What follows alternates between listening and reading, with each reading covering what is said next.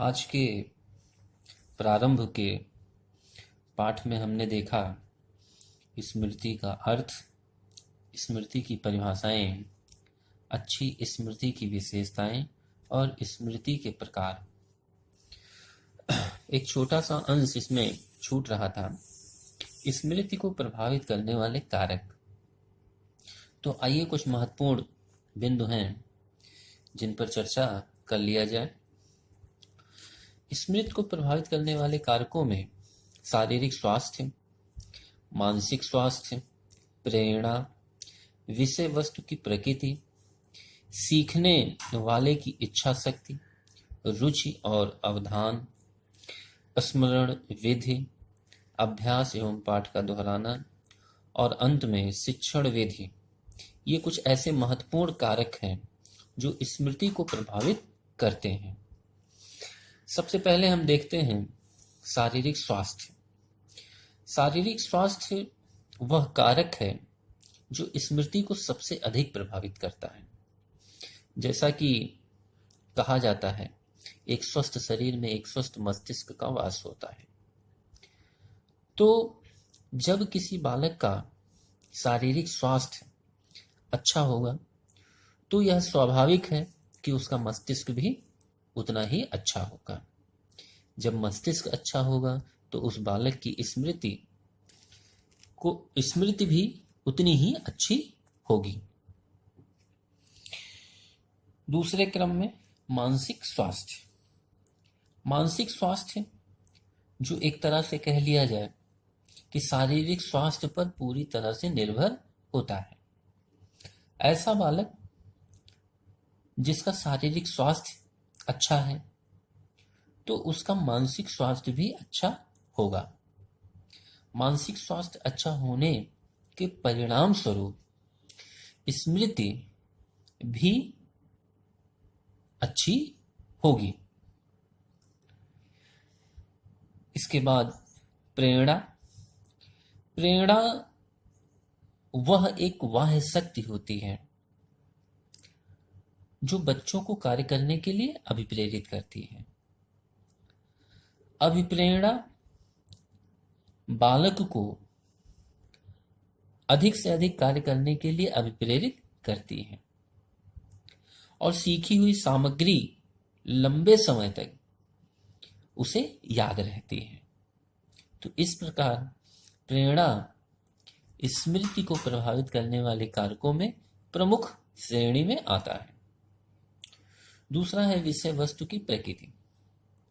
विषय वस्तु की प्रकृति का तात्पर्य यह है कि ऐसी विषय वस्तु जो सरल हो, मृदुल हो, सुखद हो, बालक उसे आसानी से याद रखता है। तो विषय वस्तु की प्रकृति भी स्मृति को प्रभावित करती है। ऐसी विषय वस्तुएं जो जटिल होती हैं, कठोर होती हैं, जिन्हें याद कर पाना आसान नहीं होता, ऐसी विषय वस्तु बालक कभी याद नहीं रख पाता। तीसरे क्रम में सीखने वाले की इच्छा शक्ति।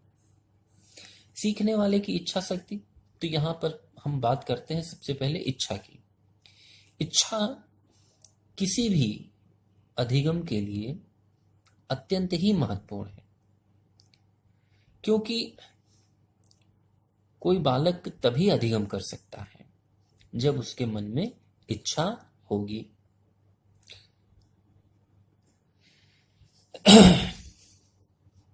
सीखने वाला यदि सीखना चाहता है तो ही वह विषय वस्तु को याद रख सकता है। यदि उसकी इच्छा नहीं है सीखने की तो वह सीखने के लिए अभिप्रेरित नहीं हो पाएगा, वह सीख नहीं पाएगा। इस कारण यह कहा जा सकता है कि सीखने की जो प्रबल शक्ति होती है, इच्छा की जो प्रबल इच्छा होती है जिसके अंदर, वह बालक अधिक से अधिक सीख लेता है। ठीक है। इसके बाद चलते हैं रुचि और अवधान पर।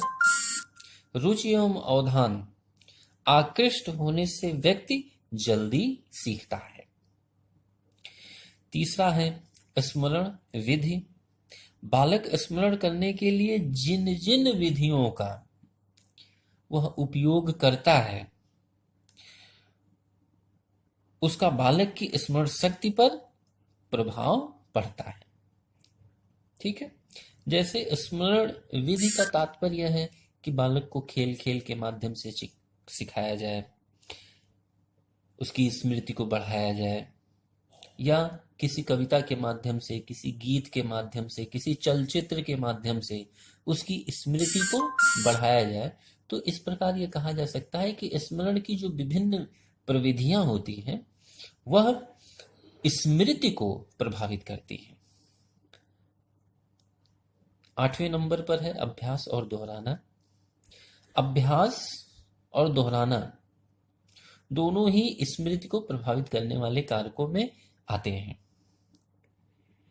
यदि किसी कार्य को हम सीखते हैं और उसका बार बार अभ्यास करते हैं तो वह कार्य हमारी स्मृति में घर कर जाता है। यदि किसी कार्य को हम सीखते हैं और उसे नहीं दोहराते हैं तो वह हमारी स्मृति से धूमिल हो जाता है। तो स्मृति उसी की अच्छी हो सकती है जो किसी कार्य को बार बार दोहराता रहे, अभ्यास करता रहे। अंतिम में है शिक्षण विधियां। शिक्षण विधियों से तात्पर्य है कि एक कक्षा में जब शिक्षक किसी पाठ का पठन पाठन करता है तो वह किन किन विधियों का प्रयोग करता है। यदि उसकी प्रविधियां उत्तम हैं तो बालक जल्दी से सीख लेता है और उसकी स्मृति शक्ति बढ़ जाती है। यदि शिक्षक उचित शिक्षण प्रविधियों का उपयोग नहीं करता है तो विषय वस्तु में नीरसता उत्पन्न होती है और बालक सीख नहीं पाता और उसकी स्मृति कम होती जाती है। तो इस प्रकार आज हमने पढ़ा स्मृति को प्रभावित करने वाले कारक।